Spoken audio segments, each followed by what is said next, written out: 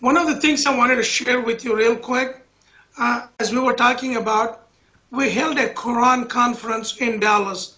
It will take about 6 to 7 minutes, maybe some other time, inshallah. But on my website, mikeghouse.net, at the bottom right, there is a Quran conference link that will give the complete story.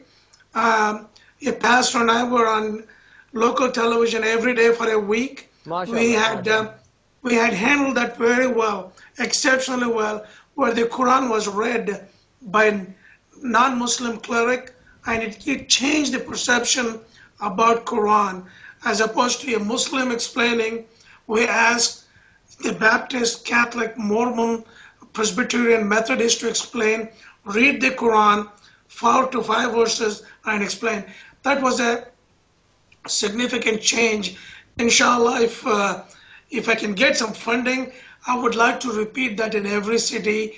And it changes how people see things when they see Quran and read with their own eyes, right in that, as opposed to hearing the hearsay. Definitely.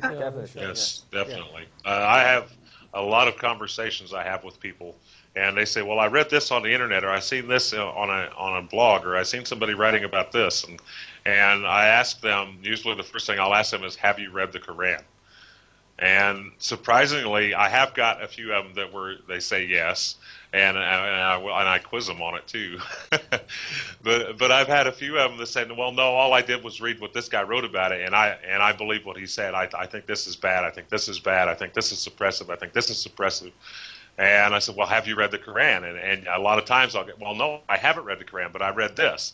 And what I tell them is, well, you really need to read the Quran. And I have a copy on my computer that I will actually send to people. That is one of them that I got from Harun Yahya. And if people, they say, well, I don't know how to get one. I said, well, I have a copy right here. I'll send it to you. But a lot of times what I find out is people that ask for the online Quran, most of the time they will read it. And I will hear back from them usually, and they'll say, you know, a lot of times I'll come back apologize, and you know, I'm really sorry. I hadn't read that. All I had read was what this person had wrote or what this person had told me. Now that I've read it, I'm really sorry that I, you know, said whatever I did or did whatever I said. And but there are a lot of people that are really sincere about wanting to believe, but they have the wrong information. So one thing that I make sure I keep on hand is a lot of information on my computer, and I think a lot of my brothers and sisters, mashallah, they give me a lot of information, and I read it and I pass it out, and I do, and I pray that everybody will. If something is said that's wrong or somebody's been misguided, I am very quick to try and politely and peacefully correct that. Inshallah. Inshallah.